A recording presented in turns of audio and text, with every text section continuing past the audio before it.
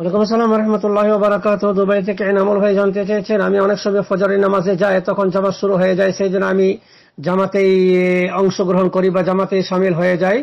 এখন সুন্নতটা কখন পড়বো? ভাই, প্রথম কথা হচ্ছে যে আল্লাহ রাসূল সাল্লাল্লাহু আলাইহি ওয়াসাল্লাম বলেছেন, ইযা উকিমাতিস সালাতু ফালা সালাতা ইল্লাল মাকতুবা। জি, যখন নামাজ শুরু হয়ে যায় তখন ওই যে নামাজটা শুরু হয়েছে সেই নামাজ ছাড়া অন্য কোনো সুন্নত এবং নফল নামাজ হয় না। এমনকি উলামায়ে কেরামরা বলেছেন যে আপনি যদি ওই জামাতে অংশগ্রহণ না করে আপনি যদি জামাত বাদ দিয়ে সুন্নতটা আগে পড়তে থাকেন, তাহলে আপনার এই সুন্নতটা বাতিল বলে গণ্য হবে। কারণ আল্লাহ রাসূল সাল্লাল্লাহু আলাইহি সাল্লামকে আপনি অ্যাভয়েড করলেন। আল্লাহ রাসূল যেখানে বলছেন ইযা উকিমাতিস সালাতু ফালা সালাতা ইল্লাল মাকতুবা, নামাজের যখন ইকামত হয়ে যায়, তাকবীর হয়ে যায় ফরজ নামাজে, তখন সেই ফরজ নামাজ ছাড়া অন্য কোনো নামাজ হয় না। সেই জন্য আপনার জন্য জরুরি হচ্ছে নামাজ শুরু হয়ে গেলে আপনি ডাইরেক্ট গিয়ে কি করবেন, জামাতে শামিল হবেন।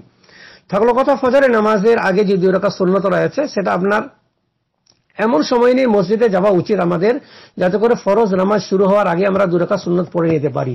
যে প্রত্যেক দিন আমাদেরকে এভাবে একটা অনেক জিনিসে আমরা কিন্তু সময়ের কি লক্ষ্য রাখি, কিন্তু নামাজের বেলায় কিন্তু আমাদের এই সময়ের লক্ষ্যগুলো থাকে না। বিধায় প্রত্যেকটি মুসলমানের উচিত হচ্ছে ফজরের সময় আমরা এমনভাবে মসজিদে যাব যাতে করে ফরজ নামাজ শুরু হওয়ার আগে আগে আমরা যথাযথভাবে 2 রাকাত সুন্নত পড়ে নিতে পারি। কিন্তু মানুষ হিসাবে কোনোদিন যদি এর অন্যথা ঘটে যায়, এরকম না হয়ে যায় যে আমরা হয়তো গেলাম আর জামাত শুরু হয়ে গেছে, তাহলে আমি যেমন বললাম প্রথমে আমরা জামাতে নামাজটা পড়ে নেব, তারপরে জামাতের পরে আপনি 2 রাকাত সুন্নত পড়ে নিতে পারবেন।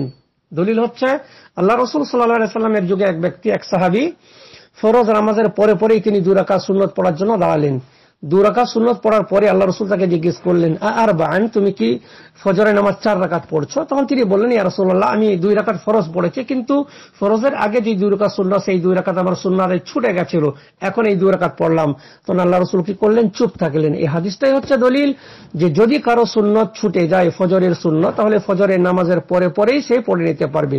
আর একটা অপশন রয়েছে, যদি তার হাতে সময় থাকে, ফজরের নামাজ সঙ্গে সঙ্গে এই সুন্নতটা সঙ্গে সঙ্গে না পড়ে সে বসে থাকবে, আর সূর্য ওঠার পরে কি করবে, সে সুন্নতটা পড়ে বাড়ি ফিরে যাবে।